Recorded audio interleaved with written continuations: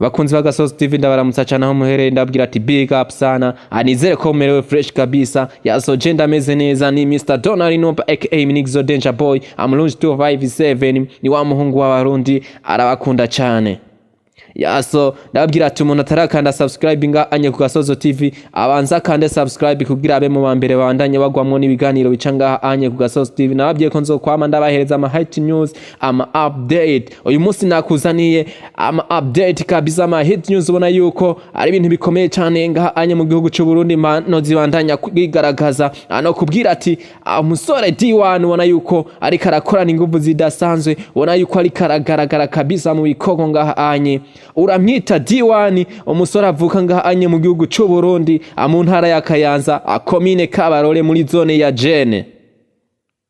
D1 ku mazina yahawe n'abavyeyi ninda ikengurukiye Dieudonné akavuka mu muryango w'abana batandatu akaba ari nawe mfura mu muryango kandi akaba afise abavyeyi bose gushika uno munsi.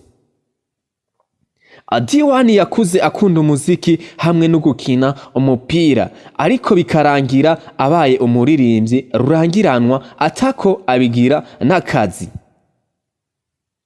D1 yatanguye umuziki wiwe nyezina 2018 aho mu 2019 yasohora indirimbo yiwe ya mbere yise Tuzogomana ubona ko ari indirimbo yagiye yandikisha amateka kandi yakunzwe n'abantu benshi ngaha anye kugataka ku Burundi ndetse no hanze y'igihugu. Aho naho akaba yari yiga muri lise Gisenyi i Bujumbura. Inyuma yaho ahejeje amashure yisumbuye yaciye atangura kwiga ibijanye n'ihinyanyugwa ry'umuziki muri studio yitwa Agap Record. Akaba ari naho yakoreye indirimbo yiwe ya kabiri yise Milele.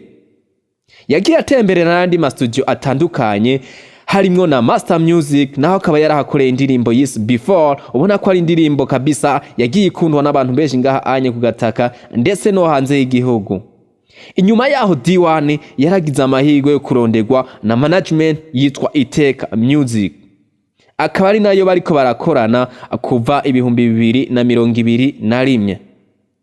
Bakaba bamaze gukorana ibikorwa byinshi bitari bike kandi bitandukanye kandi ubona yuko ari ibikorwa abisa neza kabisa ibikorwa bitomoye aho twovuga harimo nk'indirimbo nka Waiting, A Love Connection ndetse n'Umunyuka. D1 akubwira ati ajewe mfise indoto zo gushikana umuziki kure hashoboka.